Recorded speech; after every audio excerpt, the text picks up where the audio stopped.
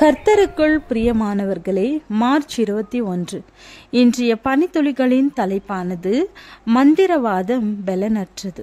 வசனம் என்னாகமம் 23வது அதிகாரம் 23வது வசனம். யாக்கோபுக்கு விரோதமான மந்திரவாதம் இல்லை, இஸ்ரவேலுக்கு விரோதமான குறி சொல்லுதலும் இல்லை. சாது சுந்தர் சிங் தன் குடும்பத்தினர், உறவினர், சுற்றத்தார், நண்பர்கள் ஆகிய பலரது எதிர்ப்புகள் மத்தியில்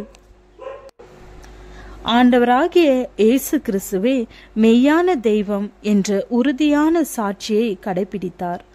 ஒருமுறை அவர் ஒரு ரயில் பயணத்தின் போது அவருக்கு எதிரே இருந்த மந்திரவாதி ஒருவன் அசுத்த ஆவியின் வல்லமையோடு பயணிகளை பிரமிக்க வைத்து கொண்டிருந்தான். அவன் அருகில் போக எவருக்கும் துணிவே இல்லை. எல்லோரும் பயத்தினால் விழி பிதுங்கி இருந்தார்கள்.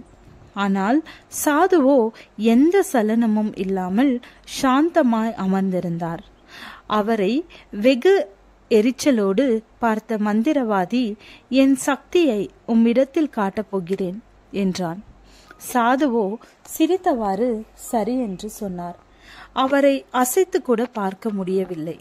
இறுதியில் மந்திரவாதி வெட்கப்பட்டு தலைகுனிந்து போனான். தேவனை மகிமைப்படுத்த கிடைத்த வாய்ப்புக்காக நன்றி சொல்லி பயணத்தை தொடர்ந்தார். அந்த கொப்பளங்கள் மந்திரவாதிகள் மேலும் எகிப்தியர் எல்லார் மேலும் உண்டானதினால் அந்த கொப்பளங்களின் நிமித்தம் மந்திரவாதிகளும் மோசேக்கு முன்பாக நிற்கக்கூடாதிருந்தது. அப்போஸ்தலர் 8ஆம் அதிகாரத்தில் சீமோன் என்ற மாய வித்தைக்காரன் சமாரியர்களால் மதிக்கப்பட்டு வந்தான். அப்போஸ்தலனாகிய பிலிப்பின் மூலம் ஆண்டவரை ஏற்றுக்கொண்டான். பேதுருவும் யோவானும் அங்கு வந்து விசுவாசிகள் மீது கை வைத்த போது பரிசுத்த ஆவியை பெற்றார்கள். மாய வித்தைக்காரன் பேதுருவிடம் பணத்தை கொடுத்து பரிசுத்த ஆவியை பெற முயன்றான். அவன் இருதயம் தேவனுக்கு முன் செம்மையாயிராதபடியினால் அவன் பணம் அவனோடு நாசமாக கடவது என்றான். பேதுரு தனக்கு எந்த பாதகமும் நடக்காதபடி கர்த்தரை வேண்டிக் கொள்ளுங்கள் என்றான் மாய வித்தைக்காரன்.